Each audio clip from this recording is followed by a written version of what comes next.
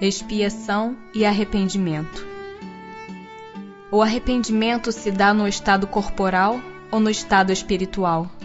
No estado espiritual, mas também pode ocorrer no estado corporal, quando bem compreendeis a diferença entre o bem e o mal.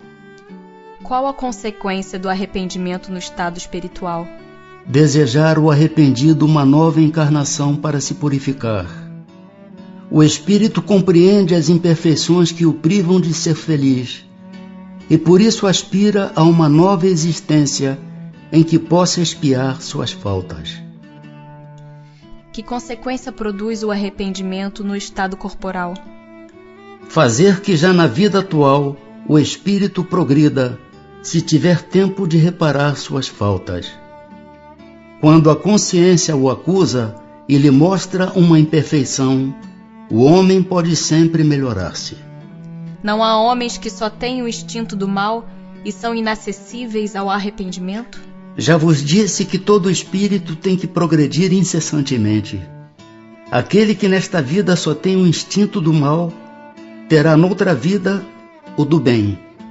E é para isso que renasce muitas vezes, pois preciso é que todos progridam e atinjam a meta. A diferença está somente em que uns gastam mais tempo do que outros, porque assim o querem. Aquele que só tem o instinto do bem já se purificou, visto que talvez tenha tido o do mal em anterior existência. O homem perverso que não reconheceu suas faltas durante a vida, sempre as reconhece depois da morte? Sempre as reconhece. E então mais sofre porque sente em si todo o mal que praticou, ou de que foi voluntariamente causa. Contudo, o arrependimento nem sempre é imediato.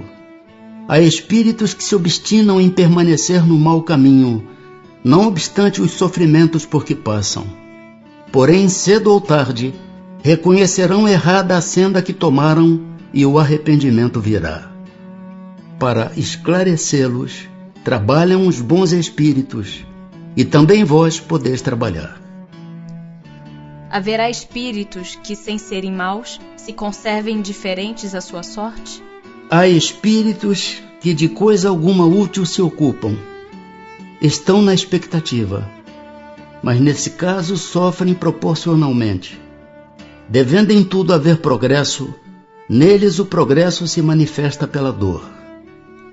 Não desejam esses espíritos abreviar seus sofrimentos? Desejam-no sem dúvida, mas falta-lhes energia bastante para quererem o que os pode aliviar.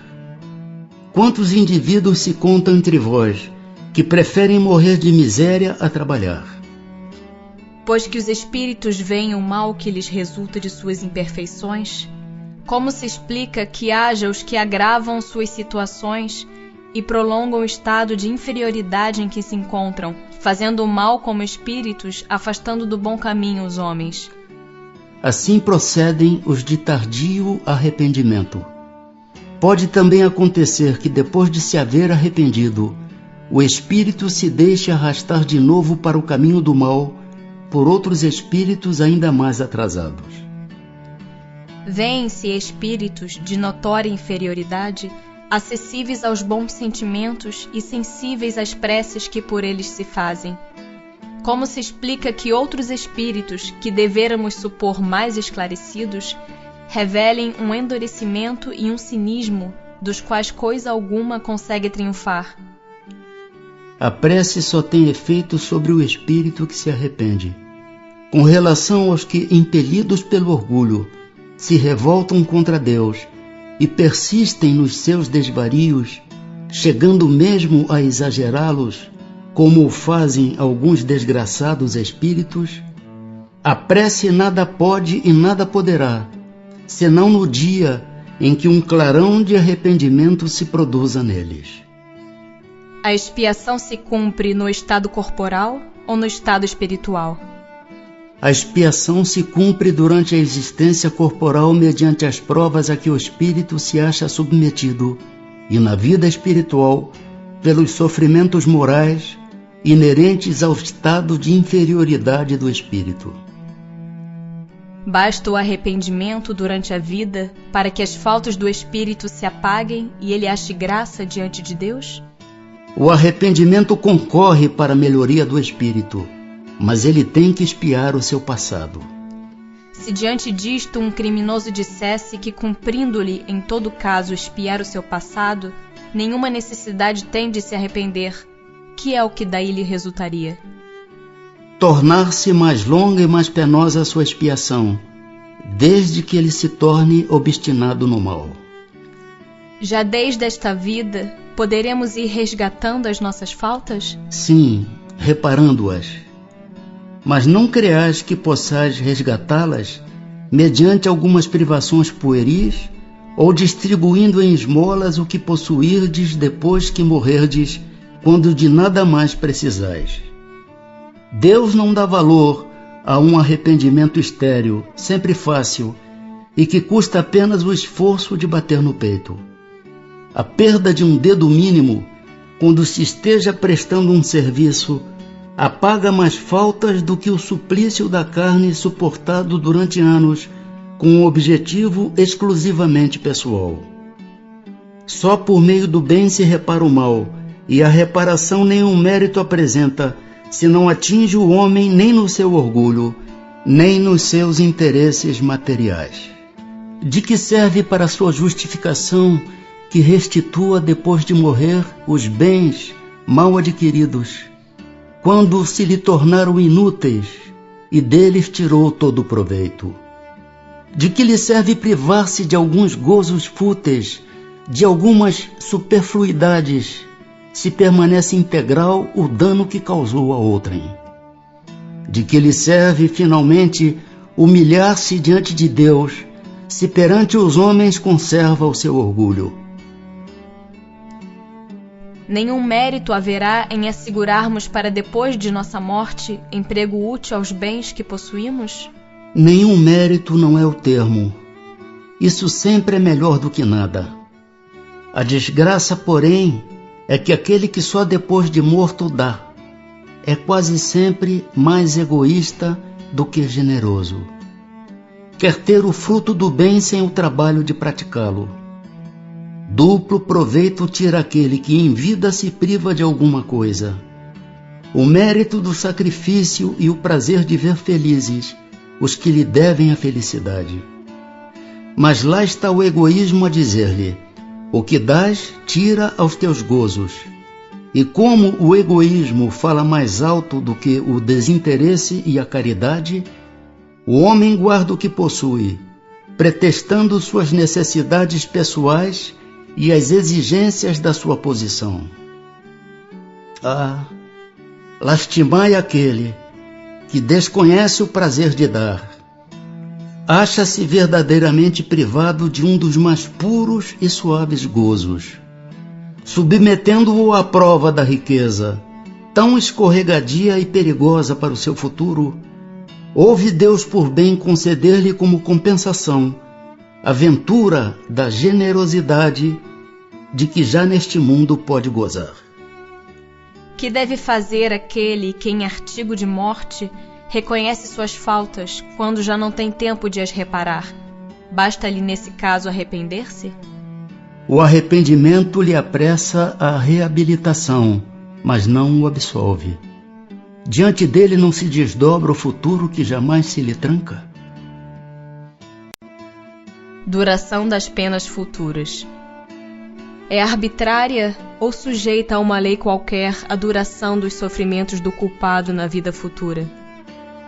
Deus nunca obra caprichosamente, e tudo no universo se rege por leis em que a sua sabedoria e a sua bondade se revelam. Em que se baseia a duração dos sofrimentos do culpado? No tempo necessário a que se melhore, sendo o estado de sofrimento ou de felicidade proporcionada ao grau de purificação do espírito. A duração e a natureza de seus sofrimentos dependem do tempo que ele gaste em melhorar-se. À medida que progride e que os sentimentos se lhe depuram, seus sofrimentos diminuem e mudam de natureza. São Luís. Ao espírito sofredor, o tempo se afigura tão ou menos longo do que quando estava vivo. Parece-lhe mais longo. Para ele não existe o sono. Só para os espíritos que já chegaram a certo grau de purificação, o tempo, por assim dizer, se apaga diante do infinito. Poderão durar eternamente os sofrimentos do espírito?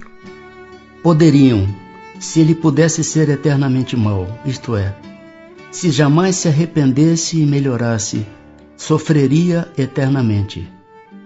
Mas Deus não criou seres tendo por destino permanecerem votados perpetuamente ao mal. Apenas os criou a todos, simples e ignorantes, tendo todos, no entanto, que progredir em tempo mais ou menos longo, conforme decorrer da vontade de cada um. Mais ou menos tardia pode ser a vontade, do mesmo modo que a crianças mais ou menos precoces, porém cedo ou tarde ela aparece por efeito da irresistível necessidade que o espírito sente de sair do estado de inferioridade e de se tornar feliz. Eminentemente sábia e magnânima é, pois, a lei que rege a duração das penas, porquanto subordina essa duração aos esforços do espírito. Jamais o priva do seu livre arbítrio. Se deste faz ele mau uso, sofre as consequências. São Luís. Haverá espíritos que nunca se arrependem? Há os de arrependimento muito tardio, porém pretender-se que nunca se melhorarão, fora negar a lei do progresso e dizer que a criança não pode tornar-se homem. São Luís. Depende sempre da vontade do espírito a duração das penas? Algumas não haverá que lhes sejam impostas por tempo determinado? Sim, ao espírito podem ser impostas penas por determinado tempo. Mas Deus, que só quer o bem de suas criaturas, acolhe sempre o arrependimento e infrutífero jamais fica o desejo que o espírito manifeste de se melhorar. São Luís. Assim, as penas impostas jamais o são por toda a eternidade? Interrogai o vosso bom senso, a vossa razão, e perguntai-lhes se uma condenação perpétua motivada por alguns momentos de erro não seria a negação da bondade de Deus, que é com efeito a duração da vida, ainda quando de 100 anos em face da eternidade. Eternidade. Compreendeis bem esta palavra? Sofrimentos, torturas sem fim, sem esperanças, por causa de algumas faltas? O vosso juízo não repele semelhante ideia? Que os antigos tenham considerado o Senhor do Universo um Deus terrível, cioso e vingativo, concebe-se. Na ignorância em que se achavam, atribuíam a divindade às paixões dos homens. Esse, todavia, não é o Deus dos cristãos, que classifica como virtudes primordiais o amor, a caridade, a misericórdia, o esquecimento das ofensas. Poderia ele carecer das qualidades cuja posse prescreve como um dever às suas criaturas? Não haverá contradição em se lhe atribuir a bondade infinita e a vingança também infinita? Dizes que, acima de tudo, ele é justo e que o homem não lhe compreende a justiça. Mas a justiça não exclui a bondade, e ele não seria bom se condenasse a eternas e horríveis penas a maioria das suas criaturas. Teria o direito de fazer da justiça uma obrigação para seus filhos, se lhes não desse meio de compreendê-la? Aliás, no fazer que a duração das penas dependa dos esforços do culpado, não está toda a sublimidade da justiça unida à bondade? Aí é que se encontra a verdade desta sentença: a cada um segundo as suas obras. Santo Agostinho.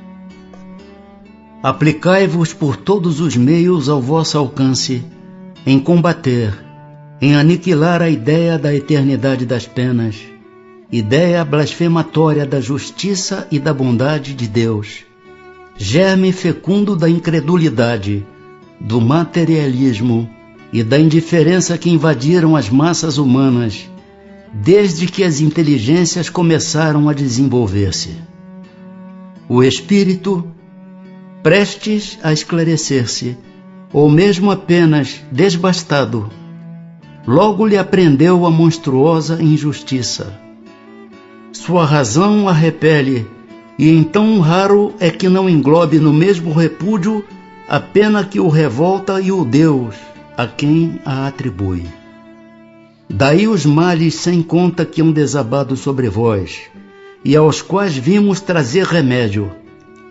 Tanto mais fácil será a tarefa que vos apontamos, quanto é certo que todas as autoridades em que se apoiam os defensores de tal crença evitaram todas pronunciar-se formalmente a respeito.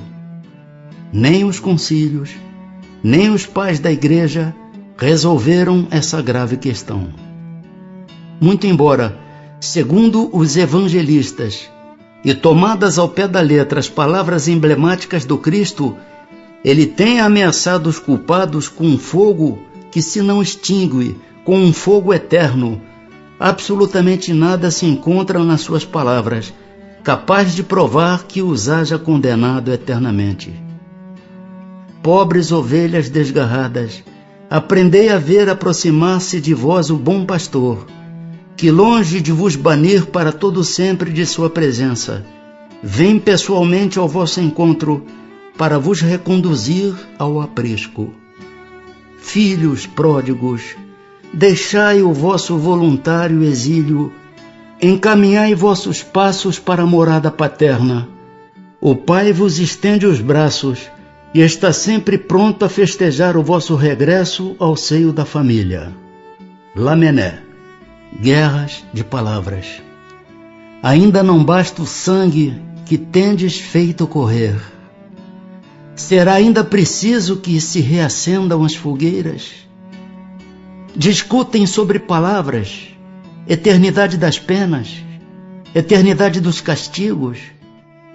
Ignorais então que o que hoje entendeis por eternidade não é o que os antigos entendiam e designavam por esse termo?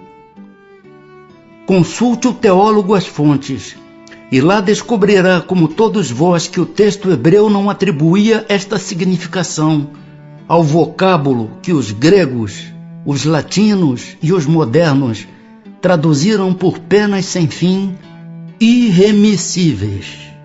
Eternidade dos castigos corresponde à eternidade do mal. Sim, enquanto existir o mal entre os homens, os castigos subsistirão. Importa que os textos sagrados se interpretem no sentido relativo. A eternidade das penas é, pois, relativa e não absoluta. Chegue o dia em que todos os homens, pelo arrependimento, se revistam da túnica da inocência, e desde esse dia deixará de haver gemidos e ranger de dentes.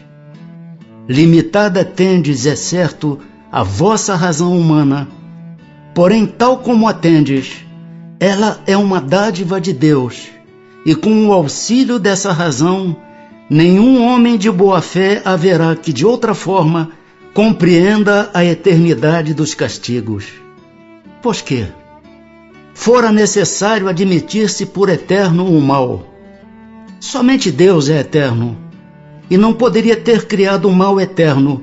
Do contrário, forçoso seria tirar-se-lhe o mais magnífico dos seus atributos, o soberano poder, porquanto não é soberanamente poderoso aquele que cria um elemento destruidor de suas obras. Porque não é soberanamente poderoso aquele que cria um elemento destruidor de suas obras. Humanidade, não mergulhes mais os teus tristes olhares nas profundezas da terra, procurando aí os castigos. Chora, espera, espia, e refugia-te na ideia de um Deus intrinsecamente bom, absolutamente poderoso, essencialmente justo. Platão. Gravitar para a unidade divina, eis o fim da humanidade. Para atingi-lo, 3 coisas são necessárias: a justiça, o amor e a ciência. 3 coisas lhe são opostas e contrárias: a ignorância, o ódio e a injustiça. Pois bem, digo-vos em verdade que mentis a estes princípios fundamentais, comprometendo a ideia de Deus, exagerando-lhe a severidade. Duplamente a comprometeis, deixando que no espírito da criatura penetre a suposição de que há nela mais clemência, mais virtude, amor e verdadeira justiça do que atribuís ao ser infinito. Destruís mesmo a ideia do inferno, tornando-o ridículo e inadmissível às vossas crenças, como o é aos vossos corações o horrendo espetáculo das execuções, das fogueiras e das torturas da Idade Média. Pois que, quando banida se acha para sempre das leis humanas a era das cegas represálias, é que esperais mantê-la no ideal? Oh, crede-me, irmãos em Deus e em Jesus Cristo, crede-me. Ou vos resignais a deixar que pereçam nas vossas mãos todos os vossos dogmas, de preferência a que se modifiquem, ou então vivificai-os, abrindo-os aos benfazejos eflúvios que os bons, neste momento, derramam neles. A ideia do inferno, com as suas fornalhas ardentes, com as suas caldeiras a ferver, pôde ser tolerada, isto é, perdoável, num século de ferro. Porém, no século XIX, não passa de vão fantasma, próprio quando muito para amedrontar criancinhas, e em que estas, crescendo um pouco, logo deixam de crer. Se permanecerem nessa mitologia aterradora, engendrareis a incredulidade, mãe de toda a desorganização social. Tremo, entrevendo toda uma ordem social abalada e a ruir sobre os seus fundamentos por falta de sanção penal. Homens de fé ardente e viva, vanguardeiros do dia da luz, mãos à obra, não para manter fábulas que envelheceram e se desacreditaram, mas para reavivar, revivificar a verdadeira sanção penal, sob formas condizentes com os vossos costumes, os vossos sentimentos e as luzes da vossa época. Quem é com efeito o culpado? É aquele que por um desvio, por um falso movimento da alma, se afasta do objetivo da criação, que consiste no culto harmonioso do belo, do bem, idealizados pelo arquétipo humano, pelo homem-Deus, por Jesus Cristo. Que é o castigo? A consequência natural derivada desse falso movimento, uma certa soma de dores necessária a desgostá-lo da sua deformidade pela experimentação do sofrimento. O castigo é o aguilhão que estimula a alma, pela amargura, a se dobrar sobre si mesma e a buscar o porto de salvação. O castigo só tem por fim a reabilitação, a redenção. Querê-lo eterno por uma falta não eterna é negar-lhe toda a razão de ser. Oh, em verdade vos digo, cessai de pôr em paralelo na sua eternidade o bem, essência do Criador, com o mal, essência da criatura. Fora criar uma penalidade injustificável. Afirmai ao contrário o abrandamento gradual dos castigos e das penas pelas transmigrações, e consagrareis a unidade divina, tendo unidos o sentimento e a razão. Paulo, apóstolo.